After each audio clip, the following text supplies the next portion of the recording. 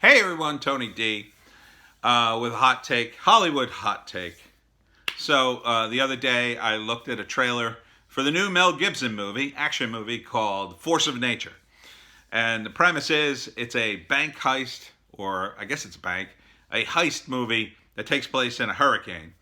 And Mel Gibson and his crew have to stop the bank robbers. And it takes place during that Category 5 hurricane that was in Puerto Rico. So today, there was an article in an Aussie paper, or news source, I should say, basically reporting on the Twitter tards who are complaining about the movie. And the reason they're complaining is because they don't like it that mostly white people are the good guys and Puerto Ricans are the bad guys, apparently. I saw the trailer. I guess you would say the lead actor, who by the way is a great actor. It's a great cast. He is, I guess he's Puerto Rican or Latino. He's got that kind of look to him. But so what? These are people, these woke tards are so stupid and so racist. One of the tweets started, "I'm not Puerto Rican, but," which couldn't get more racist, right? These people are counting the races and deciding this and that. Let me tell you something, morons, about movies. There's the first important actor in the movie is the lead. The second most important actor is the villain. And sometimes, really, the villain's more important. That actor has to act the hell out of that script. Because if you don't have a believable movie, a believable villain, you don't have a movie. You have nothing. It's only because actors who play heavies are really good actors, and sometimes, if not more often than not, they are better actors than the leads. And that's why they do what they do. Now often they don't get paid as much as the lead because classically box office names are a draw. That's changing. But you don't have a movie without a villain. Case in point, Die Hard. First Die Hard. Alan Rickman as the villain. Unforgettable as that villain. He's great in it. And everybody remembers him. And that's why the first Die Hard is like a classic movie that, spawned many franchises after. And that's not a knock against Bruce Willis or Mel Gibson's in terms of their acting, but they're really good actors. These guys who play villains. That's why typically you get, these sort of Shakespearean guys or English guys. Jeremy Irons played one of the villains in one of the Die Hard sequels. These guys are top notch. And for you to come out like you're defending the Puerto Rican people in some way, first off, your entire outlook is completely collectivist and racist. That's number one. Not the same sort of racism that the quote unquote extremists are, but you have a different kind of racism. You have sort of a woke racism, if you will. The other thing is Mel Gibson, and they're also picking on Emile Hirsch, who plays like the young deputy. They're blasting him because, we all know what Mel Gibson did. Emile Hirsch apparently got into an altercation with a woman and choked her and ended up doing like 15 days in prison. This was 5 years ago.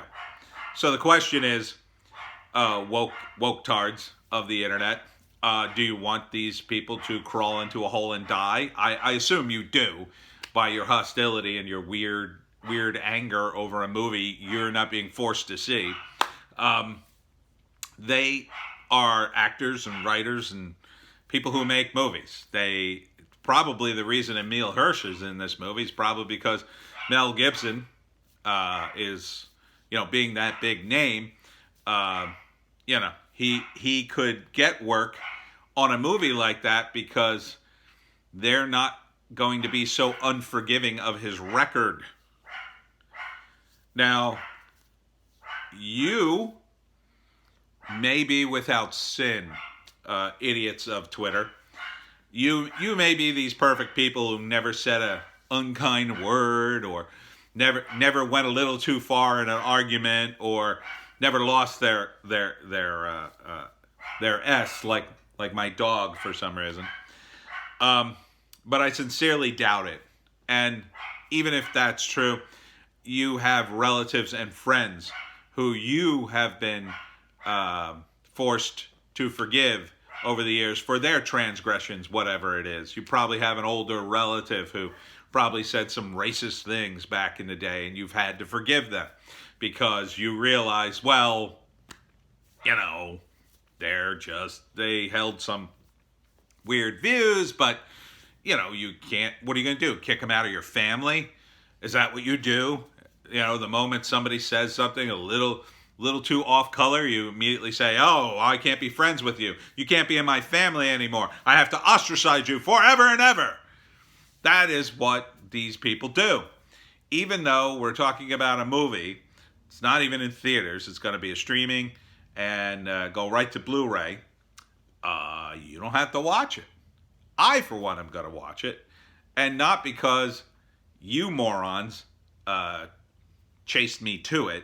Although I think in the future, if not already, there's probably some savvy marketing guys looking to capture that anti-woke kind of audience by doing this sort of reverse shilling, if you will.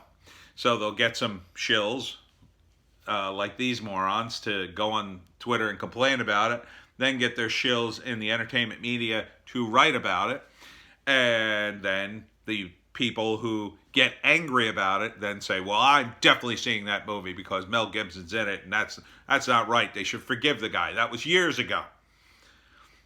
May be very true right now about this movie. I don't know. But I already decided I like the trailer. It looks like a good movie. Mel Gibson makes good movies. He's made lots of good movies over the years, more good ones than bad ones. He's a great director, pretty good actor. And Emile Hirsch, I barely remember, but he seems decent enough in this trailer. People make mistakes, Twitter. You make mistakes, Twitter. And this nonsense about digging into people's past, let's be honest what this really is about. It's about the hypocrisy of people with certain political views. So, for instance, there is Joe Biden, whose transgressions in the past are being steamrolled flat because, we need to have an investigation, really, and those accusations don't sound very credible. Oh, really? When the left side of politics were throwing people out a window as fast as they could find them to Me Too them. How about James Gunn? Oh, apparently you want to see Guardians of the Galaxy 3 so bad, you're willing to forgive his Twitter transgressions. And there's been more. I had one other example, but I kind of forgot.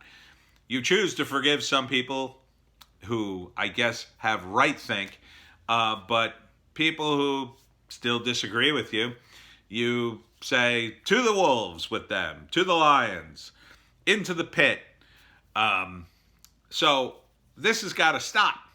And quite frankly, the entertainment media that covered this is at least partly to blame. Because who cares what a bunch of mentally ill woke-tards think on Twitter? No one. No one.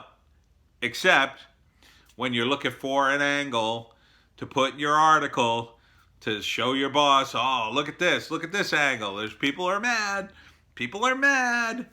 And then you put the article out, and then people on the other side get mad, and then people are divided, and they go back and forth about it. Look, Mel Gibson said some things. He did some things. So did Alec Baldwin. That was my other example. Alec Baldwin did some kind of nasty things.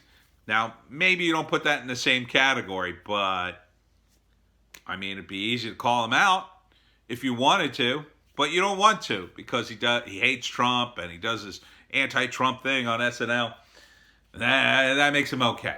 So let's be honest about what this really is. It's about canceling people who don't hold your political views. It's about canceling people that you consider not in your camp. Because when they are in your camp, you're perfectly willing to give them the benefit of the doubt. So, shut up, Twitter. and stupid entertainment magazines who cover people on Twitter. I, for one, will see Force of Nature. Just like I listened to Jerry Lee Lewis's music and didn't marry one of my cousins.